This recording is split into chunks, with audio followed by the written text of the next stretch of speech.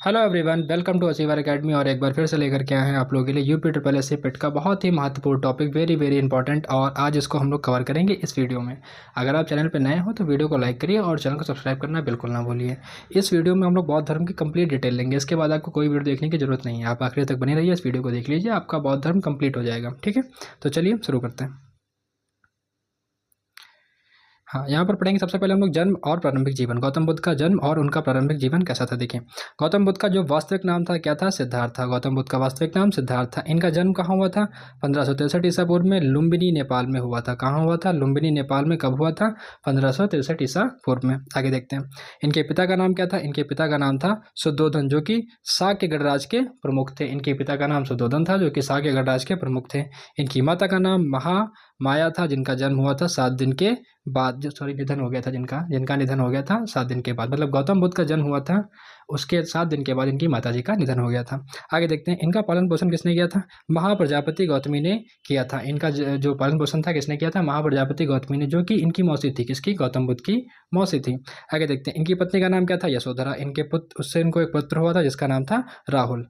तो इनकी पत्नी का नाम था यशोधरा और इनके पुत्र का नाम था राहुल। एक बार फिर से पढ़ लेते हैं इसको। गौतम बुद्ध का वास्तविक नाम क्या था? सिद्धार्थ था। जन्म कब हुआ था? 1563 ईसा पूर्व में लुम्बिनी नेपाल में। पिता का नाम क्या था? शुद्धोधन था, शाक्य गणराज्य के प्रमुख थे। इनकी माता का नाम महामाया था, जन्म के 7 दिन के बाद जिनका निधन हो गया था।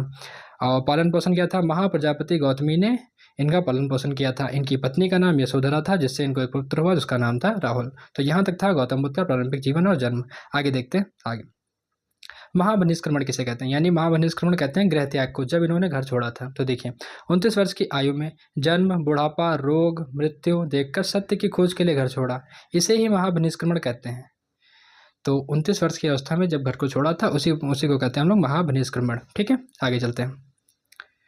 ज्ञान की प्राप्ति और निर्वाण बताइए। ज्ञान की प्राप्ति देखिए, 35 वर्ष की आयु में बोध गया में, कहाँ पर? बोध गया में। बहुत इंपॉर्टेंट है, ध्यान रखिएगा इसको। कहाँ ज्ञान प्राप्त हुआ था? बोध गया में। पीपल वृक्ष के नीचे वज्रासन में ज्ञान प्राप्ति किया था। वहीं पर इनको गौतम बुद्ध कहलाया, यानी कि वहीं पर इनको गौतम बुद्ध कहा गया था। तो देखिए, 35 वर्ष की कितनी आयु में? 35 वर्ष की आयु में कहाँ ज्ञान प्राप्त हुआ था? बोध गया में। इसी को क्या कहते हैं हम लोग? निर्वाण, यानी कि एनलाइटमेंट। और यहीं पर यह गौतम बुद्ध कहलाए। आगे चलते हैं। अब देखते हैं पहला उपदेश कहाँ पर दिया था। प्रथम उपदेश इन्होंने दिया था सारनाथ में। कहाँ दिया था? प्रथम उपदेश सारनाथ में। इसी को क्या कहा गया था? धर्मचक्र प्रवर्तन कहा गया था। इसी को धर्मचक्र प्रवर्तन कहते हैं। 5 शिष्यों को उपदेश दिया गया था। ठीक है, आगे चलते हैं। महापरिनिर्वाण किसे कहते हैं? इसे महापरिनिर्वाण का कहा जाता है। किसे? गौतम बुद्ध की मृत्यु को। 1483 ईसा पूर्व में कहाँ हुई थी? कुशीनगर के उत्तर प्रदेश में हुई थी इनकी मृत्यु। उसी को कहा जाता है महापरिनिर्वाण। ठीक है, ध्यान रहेगा। आगे चलते हैं। हाँ, बौद्ध धर्म की प्रमुख शिक्षाओं के बारे में बात करते हैं। 4 आर्य सत्य हैं। गौतम बुद्ध ने 4 आर्य सत्य बताए हैं। पहला कौन सा? संसार में दुख है। ठीक है। दुख का कारण क्या है? तृष्णा है। दुख का कारण क्या है? तृष्णा है। दुख का निवारण, हाँ, संभव है। दुख का निवारण क्या है? संभव है। और दुख निवारण का मार्ग कौन सा है? अष्टांगिक मार्ग। तो यहाँ पर देखिए 4 शिक्षाएं हैं। संसार में दुख है, दुख का तृष्णा है, दुख का निवारण संभव है, और उसका मार्ग कौन सा है? अष्टांगिक मार्ग है। तो देखते हैं उनकी कौन कौन से अष्टांगिक मार्ग में दी गई शिक्षाएं। तो अष्टांगिक मार्ग पहला है हमारा सम्यक दृष्टि यानी कि सही ज्ञान, सम्यक संकल्प यानी कि सही विचार, सम्यक वाणी यानी कि सत्यवाणी, और सम्यक कर्म यानी कि सही आचरण, सम्यक आजीविका यानी कि सही जीविका। तो ये थे इनके अष्टांगिक मार्ग। आगे देखते हैं। सम्यक प्रयास यानी कि सतत प्रयास, सम्यक स्मृति, आत्मसंयम, संयम से स्मृति, आत्मसंयम, और सम्यक समाधि यानी कि ध्यान। तो ये थे गौतम बुद्ध के अष्टांगिक मार्ग। आगे देखते हैं। इन्होंने त्रिरत्न दिया है। इनके त्रिरत्न किसे कहा जाता है? बुद्धम, धर्म और संघ को। धम्म, संघ को इसे बोलते हैं त्रिरत्न। आपसे एग्जाम में पूछा जाए कि त्रिरत्न में कौन कौन है, तो बुद्धम, धम्म और संघ। ध्यान रहेगा। ठीक है, आगे चलते हैं। बौद्ध धर्म के ग्रंथों के बारे में बात करते हैं। देखिए, त्रिपिटक कहा जाता है। त्रिपिटक किसे कहा जाता है? विनय पिटक, सूत्र पिटक और अधम्म पिटक। इन तीनों को कहा जाता है त्रिपिटक। तो विनय पिटक में क्या है? अनुशासन की बात करी गई है। विनय पिटक में क्या है? अनुशासन की बात करी गई है। सूत्र पिटक में क्या है? उपदेश दिए गए हैं। सूत्र पिटक में क्या है? उपदेश है। और अभिधम्म पिटक में क्या है? दर्शन है, यानी कि फिलॉसफी है। अभिधम्म पिटक में क्या है? फिलॉसफी है। एक बार फिर से पढ़ लीजिए। विनय पिटक में अनुशासन है, सूत्र पिटक में क्या है? उपदेश है, और अभिधम्म पिटक में क्या है? दर्शन है। जातक कथाएं क्या है? बुद्ध के पूर्व जन्म की कथाएं हैं। जातक कथाएं यानी कि बुद्ध के पूर्व जन्म की कथाएं हैं। ठीक है, तो ये थे बौद्ध धर्म के ग्रंथ। आगे देखते हैं। जो बुद्ध की काउंसिल्स हुई थी, ये बहुत इंपॉर्टेंट है, ये एग्जाम में आती है, ध्यान से पढ़िएगा इनको। देखिए, जो पहली काउंसिल हुई थी कहाँ हुई थी? राजगृह में हुई थी। कब हुई थी? 483 ईसा पूर्व में। जिसके अध्यक्ष कौन थे? महाकश्यप थे। कौन थे अध्यक्ष इसके? महाकश्यप। और संरक्षक कौन थे? अजातशत्रु। तो संरक्षक कौन थे? अजातशत्रु। प्रथम काउंसिल कहाँ हुई? राजगृह में 483 ईसा पूर्व में, जिसके अध्यक्ष थे महाकश्यप और संरक्षक कौन थे? अजातशत्रु। आगे देखते हैं, दूसरी वाली कहाँ पर हुई थी? जो कि वैशाली में हुई थी, 383 ईसा पूर्व में हुई थी, जिसके संरक्षक कौन थे? कालाशोक थे। कारण क्या था? रीजन क्या था? विनय नियमों पर विवाद। किस पर? विनय नियमों पर विवाद। तो दूसरी काउंसिल का कारण क्या था? विनय नियमों पर विवाद। आगे चलते हैं, देखते हैं तीसरी काउंसिल के बारे में। तीसरी काउंसिल जो कि पाटलिपुत्र में हुई थी 250 ईसा पूर्व में, जिसके अध्यक्ष कौन थे? मोगलीपुत्र तिष्य और संरक्षक कौन थे? अशोक थे। तो जो तीसरी परिषद यानी कि पाटलिपुत्र में हुई थी 250 ईसा पूर्व में, जिसके अध्यक्ष थे मोगलीपुत्र और संरक्षक थे अशोक। ठीक है, आगे देखते हैं चौथी परिषद जो कि कश्मीर में हुई थी 1 ईस्वी में, जिसके अध्यक्ष कौन थे? वासुदेव अश्वघोष। संरक्षक कौन है? कनिष्क। महायान हीनयान का विभाजन हुआ था। किसमें? महायान यानी बौद्ध धर्म का विभाजन किसमें हुआ था? महायान और हीनयान में। तो चौथी काउंसिल में हुआ था। ठीक है, आगे चलते हैं, बौद्ध धर्म के संप्रदाय। बौद्ध धर्म के संप्रदाय में कौन कौन है? हीनयान। बुद्ध को मानव मानते थे। हीनयान लोग क्या करते थे? जो हीनयान थे वो लोग बुद्ध को मानव मानते थे। और इनकी भाषा कैसी थी? पाली थी। इनका प्रसार कहाँ हुआ था? किस किस देश में ये फैला हुआ है? तो श्रीलंका में, थाईलैंड में, म्यांमार में। महायान की बात करते हैं। देखिए, महायान क्या थे? जो बुद्ध को ईश्वर मानते थे। हीनयान लोग बुद्ध को मानव मानते थे और महायान लोग बुद्ध को ईश्वर मानते थे। अब आगे देखते हैं, महायान जो है उनकी जो भाषा है वो कैसी थी? संस्कृत थी। ये लोग किस देश में फैला हुआ था? इनका प्रसार कहाँ था? चीन में था, जापान में था, कोरिया में था। तो महायान लोग बुद्ध को ईश्वर मानते थे। इनकी भाषा संस्कृत थी। इनका प्रसार चीन, जापान और कोरिया में था।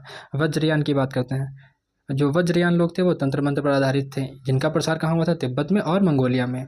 ठीक है, आगे चलते हैं, प्रसार। अशोक ने बौद्ध धर्म को श्रीलंका, किसने? अशोक ने बौद्ध धर्म को श्रीलंका, नेपाल, अफगानिस्तान, म्यांमार आदि में पहुंचाया था। ठीक है, महायान कहाँ था? हीनयान कहाँ था? तो महायान था चीन, जापान और कोरिया में, अभी हम लोगों ने ऊपर पढ़ा। और हीनयान कहाँ था? श्रीलंका, थाईलैंड और बर्मा में। तो ये थे इनका प्रसार। आगे देखते हैं, ये कुछ क्वेश्चंस हैं जो कि बहुत इंपॉर्टेंट है बौद्ध धर्म से रिलेटेड। इनको सॉल्व करके देखिए अब आप लोग। इतना पढ़ने के बाद डेफिनेटली आप लोग इनको आराम से कर लेंगे। गौतम बुद्ध का जन्म कहाँ हुआ था? तो बताइए, बोधगया में हुआ था, लुम्बिनी में हुआ था, सारनाथ में या कुशीनगर में? तो इसका आंसर हो जाएगा लुम्बिनी वाला, यानी ऑप्शन नंबर बी वाला।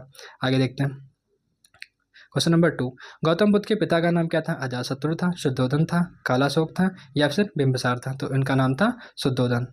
आगे देखते हैं, बुद्ध ने पहला उपदेश कहाँ दिया था? बुद्ध ने पहला उपदेश कहाँ दिया था? बताइए, बोधगया में दिया था, वैशाली में दिया था, सारनाथ में दिया था या फिर कुशीनगर में दिया था? तो ऑप्शन नंबर सी यानी कि सारनाथ में। साथ साथ में आप लोग भी आंसर दीजिए कमेंट बॉक्स में। अगर आपको क्वेश्चन आते हैं और वीडियो पसंद आ रही हो तो अपना फीडबैक जरूर दें कमेंट सेक्शन में। आगे देखते हैं, क्वेश्चन नंबर 4 की ओर।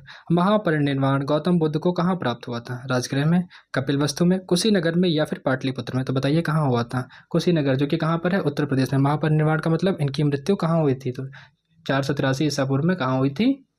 कुशीनगर, जो कि उत्तर प्रदेश में है। ठीक है, तो आगे चलते हैं, प्रथम बौद्ध परिषद कहाँ हुई थी? बताइए, पाटलिपुत्र में, वैशाली में, कश्मीर में या फिर राजगृह में? जो पहली वाली हुई थी काउंसिल वो कहाँ हुई थी? राजगृह में हुई थी। ठीक है, आगे चलते हैं, क्वेश्चन नंबर 6 की बात करते हैं। जो तीसरी बुद्ध काउंसिल हुई थी उसके समय पे शासक कौन था? तीसरी बुद्ध काउंसिल जिसके समय पे शासक कौन था? तो अशोक था, अजातशत्रु थे, कालाशोक थे या कनिष्क थे? कनिष्क तो चौथी में था। तो पहले वाले में कौन, तीसरी वाले में कौन था? अशोक था। ठीक है, आगे चलते हैं, चतुर्थ यानी कि चौथी बुद्ध काउंसिल परिषद का आयोजन किसने किया था? चतुर्थ बौद्ध परिषद का आयोजन किसने किया था? अशोक ने किया, कालाशोक ने किया, कनिष्क ने किया या बिंबिसार ने किया? तो देखिए किसने किया था बताइए, तो कनिष्क ने किया था। आगे चलते हैं क्वेश्चन नंबर 8 की ओर। बौद्ध धर्म का कौन सा ग्रंथ अनुशासन पर आधारित है? सुत्त पिटक है, अभिधम्म पिटक है, विनय पिटक है या फिर जातक कथाएं हैं? जातक कथाओं में क्या था? इनके पुनर्जन्म की कहानियां थी। तो यहाँ पर बौद्ध धर्म का पूछा गया है कि अनुशासन से रिलेटेड कौन सा था? तो विनय पिटक था, विनय पिटक अनुशासन। आगे चलते हैं, बौद्ध धर्म का विभाजन महायान और हीनयान में कब हुआ था? बताइए, तो चौथी परिषद में हुआ था। आगे देखते हैं, ये है हमारा लास्ट क्वेश्चन। बुद्ध द्वारा बताए गए 4 आर्य सत्य में से कौन सा शामिल नहीं है? जो 4 सत्य बताए थे बुद्ध ने उसमें से कौन सा शामिल नहीं है? तो देखिए, पहला है दुख है, हाँ दुख है। दुख का कारण तृष्णा है। दुख का निवारण नहीं है, बिल्कुल गलत है। दुख का निवारण है, तो वही अष्टांगिक मार्ग ही दुख का निवारण है। दुख का निवारण का मार्ग है, तो ऑप्शन नंबर सी, यानी इसमें पूछा गया कौन सा शामिल नहीं है, तो ऑप्शन नंबर सी से शामिल नहीं है, ये हो जाएगा करेक्ट आंसर। तो वीडियो पसंद आई हो तो वीडियो को लाइक करें, चैनल को सब्सक्राइब करना बिल्कुल ना भूलें और अपने दोस्तों तक शेयर जरूर करें। Thank you.